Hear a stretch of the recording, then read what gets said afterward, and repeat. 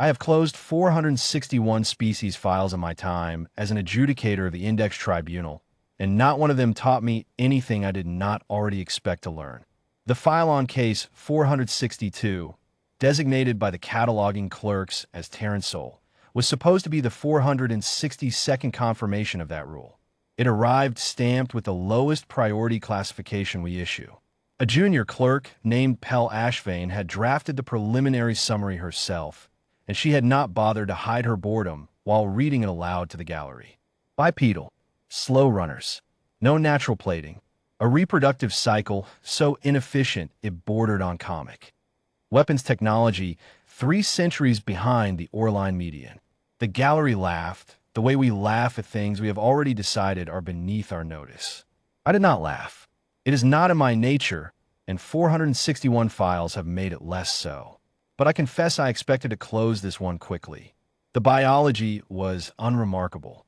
The technology was unremarkable. There was nothing in the preliminary scan to suggest the species merited more than a footnote in the archive. Indexed, non-threat, file, and forget. The Index Tribunal exists because the Orline Concord learned, at considerable cost, that the species worth fearing are rarely the ones with the sharpest claws. We had filed the corvid as non-threat for 9 decades before they unmade 3 border colonies in a single afternoon. We had filed the Resine hive as a confirmed danger on the strength of 1 skirmish, and spent 2 centuries preparing for a war that never came, because the hive had simply meant something different by the word peace than we did. The archive does not measure weapons. It measures what a species will do once the cost of doing it stops mattering to them. By that measure, Terransol's file should have closed itself. The complication was a single incomplete data fragment, recovered 11 months earlier from the debris field of the colony transport Halvern Drift, a civilian vessel that had suffered a gravitic hull failure in the Outer Bay corridor. 803 souls aboard, 11 species represented in the manifest, 12 human contractors among them on a maintenance rotation. The transport's final 4 minutes had been preserved on a recovered flight recorder, badly damaged, mostly static. Procedure required we review anything recovered before sealing a file. Procedure, not curiosity. I want that understood. None of us expected the fragment to matter. We ran it in Assessment Hall 9, the recording thrown up against the dark and grainy telemetry blue, timestamps ticking in the corner the way they always do, indifferent to what they're counting down. The evacuation deck. Pod bays sealing one by one as pressure alarms climbed through their registers. A junior officer reading manifest numbers against pod capacity, the numbers not matching, the gap of exactly 1 body standing between an Offren engineering crew and a sealed door. A human was listed on pod 6 manifest. Her name, as it appears in the contractor roster, was Iris Calder. 41 years old by Terran reckoning. A maintenance technician with no medical training beyond a basic field certificate, which was the only reason she happened to be near the wounded Offren child when the corridor buckled. What the recording shows, and what I have now watched more times than I will admit to my colleagues, is this. The child, designation withheld, 6 years old by Offren count, both lower limbs crushed beneath a fallen support strut, was not on any pod manifest. There had been no time and no protocol to add her. The corridor lights had already dropped to amber, the breech klaxon cycling every 4 seconds, condensation freezing along the seams where the hull had begun to lose its argument with the vacuum outside. The corridor's structural integrity had perhaps 90 seconds remaining. Pod 6 capacity was full. Pod 6 capacity was full by exactly 1. Calder did not consult anyone. She did not request authorization, which under Orline protocol would have taken longer than the corridor had left to give. She crossed the manifest line through her own name with a stylus, in full view of the recorder, and pressed the child's thumbprint to the slot instead. Then she turned the child to face the closing door and held the wound shut with both hands until the seal cycled. The recording ends 9 seconds after the door closes. There is no footage of what happened to her afterward. There did not need to be. The corridor's structural telemetry, recovered separately, gives us the rest in numbers instead of pictures, and numbers are colder than pictures, which is its own kind of mercy. I watched the gallery while the recording played a second time, because by then I had stopped watching the recording itself. Palashvain had gone very still. Adjudicator Korsh, who had laughed loudest at the preliminary summary, was no longer laughing, and was instead running a private calculation on his terminal that he did not share until I asked him directly. He told me, in a voice with most of its usual certainty sanded off, that he had attempted to model Calder's action against every incentive structure in the Orline behavioral catalog. Kin preservation failed. The child was not of her line, not of her species, not of any species she had prior recorded contact with.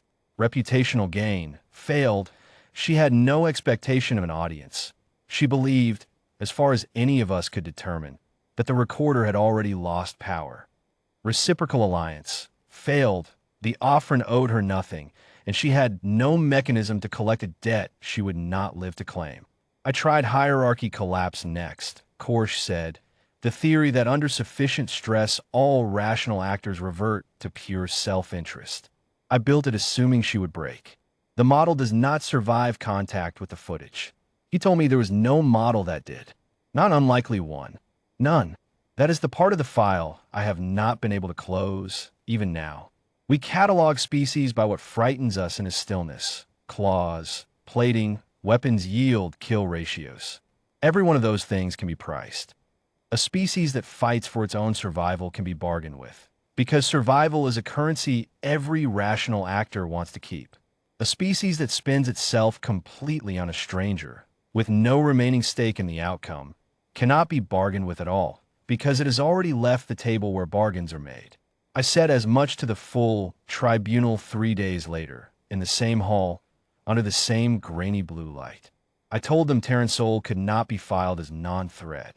Not because of anything they could do to us, but because of what they would not do for themselves. A species willing to spend itself completely on a stranger, for nothing, is a species we cannot model. A variable we cannot model is a variable we cannot plan around. And a variable we cannot plan around is, by every definition our archive has ever used, the most dangerous kind there is. The tribunal returned a single ruling. Unindexable. Pending further data, a category we have used 4 times in the archive's recorded history, and never before for a species this technologically unremarkable. Palashvain asked me, after the session closed, whether we were certain. She meant certain it was fear we were filing, and not something else with a kinder name. I told her I was certain of the ruling and nothing else, which was true, and which she accepted, because it is the only honest answer the file permits. I keep the recording sealed in my private archive now, against procedure, though no one has asked me to surrender it. I do not watch it for the corridor, or the pod, or the 90 seconds. I watch it for the moment the stylus crosses out her own name, because it is the steadiest hand I have ever seen on a dying ship, and because I have stopped believing it was an accident of one extraordinary individual. Our long-range survey teams have since recovered 11 similar fragments from 11 unrelated incidents, scattered across 2 centuries of human contact with the wider dark. A field engineer who gave a stranger his rebreather on a moon with no rescue inside its orbit. A pilot who turned back into a collapsing transit lane for passengers she had never met and would not meet again. 11 strangers crossing out their own names on 11 different ships for 11 reasons none of our models will ever hold. We did not convict humanity of cruelty. We had files full of species crueler than this one, filed and closed and forgotten without a second hearing. We convicted them of something the archive had no existing charge for, and so the tribunal wrote one into the record that day. A species that cannot be deterred by its own death is a species that was never, in any sense our archive recognizes, afraid of us at all.